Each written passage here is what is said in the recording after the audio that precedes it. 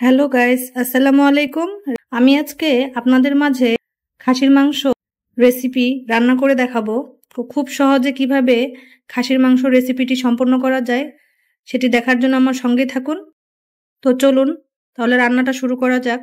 তো প্রথমে আমি কড়াই বসিয়ে নিয়েছি। কড়াইয়ের মধ্যে আমি তেল দিয়ে দিব।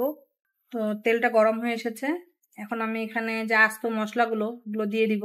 দারচিনি, একটা তেজপাতা ছিঁড়ে নেওয়া, কয়েকটা লবঙ্গ ৫-৬টা দিলেই হবে। আর দিয়ে দিব ৪ থেকে ৫টা সাদা এলাচ, আর একটা দিয়ে দিব ছিঁড়ে বড় কালো এলাচ। তো এগুলো আমরা হালকা করে ভেজে নেব যেন স্মেলটা অনেক ভালো আসে মশলার। তো আস্ত মশলাগুলো আমার হালকা ভাজা হয়ে এসেছে। এখন আমি এখানে পেঁয়াজ কুচি দিয়ে দিব। তো এখানে আমি মাঝারি সাইজের 5টা পেঁয়াজ নিয়েছি। পেঁয়াজগুলো আমি হালকা বাদামি রঙের ভেজে নিব। তো পেঁয়াজটা আমার হালকা বাদামি রঙের ভাজা হয়ে গিয়েছে, দেখতে পাচ্ছেন। এখন আমি এখানে দিয়ে দিব কেটে রাখা এবং ধুয়ে রাখা খাসির মাংস। খাসির মাংসটা আমি ভালো করে ভেজে নিব, কারণ খাসির মাংসর আলাদা একটা ব্যাড স্মেল থাকে, সেজন্য। তো খাসির মাংসটা আমার প্রায় ভেজে নেওয়া হয়ে গিয়েছে। এখন আমি এখানে দিয়ে দিব স্বাদমতো লবণ, দিয়ে দিব 1 চা চামচ হলুদ গুঁড়া, আর দিয়ে দিব 1 চা চামচ মরিচ গুঁড়া, শুকনো মরিচের গুঁড়া। এগুলো সব একসাথে মিক্স করে নেব আমরা। তো এরপরে আমি দিয়ে দিব এখানে সব বাটা মশলাগুলো। 1 চা চামচ রসুন বাটা, 1 চা চামচ আদা বাটা, আর দিয়ে দিব 1 চা চামচ জিরা বাটা, আর দিয়ে দেবো এখানে 1/2 চা চামচ গরম মশলা বাটা। এগুলো সব একসাথে মিক্স করে নেব। তো সবকিছু দিয়ে মিক্স করে নিয়েছি। এখন ঢাকনা দিয়ে ঢেকে দিব। এখন ঢাকনাটা আমি তুলে দেখবো কি অবস্থা। এখন আমি এখানে দিয়ে দিব আগে থেকে করে রাখা গরম পানি 1 কাপ, সিদ্ধ হওয়ার জন্য। সিদ্ধ হতে আপনাদের যতটুকু পানি লাগে আপনারা দিবেন। এখন আমি এটা ঢেকে রেখে দিব। পানিটা শুকিয়ে আসবে আর মাংসটাও সিদ্ধ হবে। তো 10 মিনিট পরে আমরা ফিরে এলাম। একবার হালকা হাতে আমরা নেড়ে দিব খাসির মাংসটা। তো মাঝে মাঝে আপনারা অবশ্যই নেড়ে দিবেন, নাহলে দেখবেন যে তলায় লেগে যাবে, বুঝতে পারবেন না।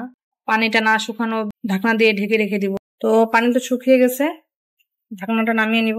এখন খাসির মাংসটা আমি খুব ভালো করে কষাবো, কারণ খাসির মাংসটা একটু বেশি করে কষাতে হয়, লাল লাল করে, তাহলে খেতে অনেক ভালো লাগে।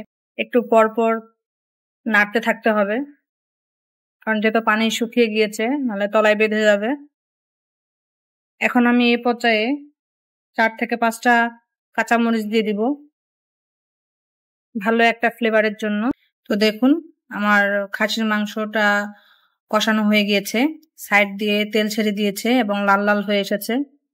এখন আমি এখানে পরিমাণ মতো পানি দিয়ে গ্রেভির জন্য পরিমাণ মতো পানি দিব, মাখা মাখা। আর অবশ্যই খাসির মাংসটা খুব ভালো করে কষাবেন, একদম লাল লাল করে, না হলে খেতে ভালো লাগবে না। আমি জাস্ট একটু গ্রেভির জন্য পানি দিয়ে দিলাম, অবশ্যই গরম পানি ইউজ করবে। তো গ্রেভির জন্য আমি যে পানি দিয়েছি এখানে, তো এখানে আমি এখন দিয়ে দিব টালা জিরার গুঁড়া 1 চা চামচ, এবং দিয়ে দিব 1 চামচ গোলমরিচের গুঁড়া, দিয়ে দিব 1/2 চা চামচ গরম মশলার গুঁড়া। গুঁড়ো মশলাগুলো সব মিক্স করে নেব মাংসের সাথে এবং ঢেকে রেখে দিব ঢাকনা দিয়ে। তো গ্রেভির জন্য আমার যতটুকু রাখা দরকার পানি তরকারিতে রেখে দিয়েছি। আর চুলাটা একদম হালকা মিডিয়াম আঁচে আছে, দেখতে পাচ্ছেন।